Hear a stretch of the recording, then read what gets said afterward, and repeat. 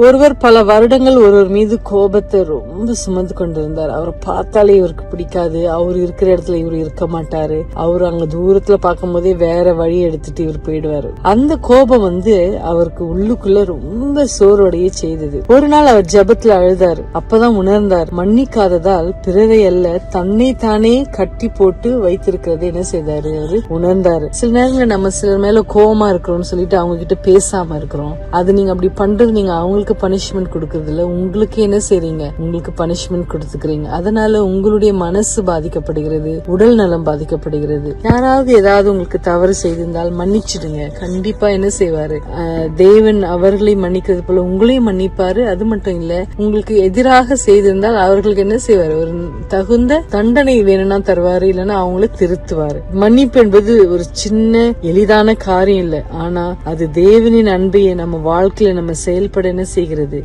உதவுகிறது. மன்னிக்கும் போது நம்முடைய இதயம் என்ன செய்யுது, குணமடைகிறது. சங்கீதம் 103:8 கர்த்தர் இரக்கமுள்ளவரும் கிருபையுமுள்ளவருமாக இருக்கிறார் என்று சொல்றாரு தாவீது. அதனால நாமளும் இன்னைக்கு யாராவது இல்ல எப்பயாவது யாராவது நமக்கு ஏதாவது பண்ணியிருந்தா அதை மன்னிச்சுட்டு, ஒரு மன்னிக்கும் போது உங்க ஹார்ட் ரொம்ப இலகுவாகும், லைட் ஆகும். அந்த சமாதானத்தோடு என்ன செய்யுங்க, உறங்க செல்லுங்க. தேவன் கண்டிப்பாக உங்களை ஆசீர்வதிப்பாராக. ஆமீன். Good night.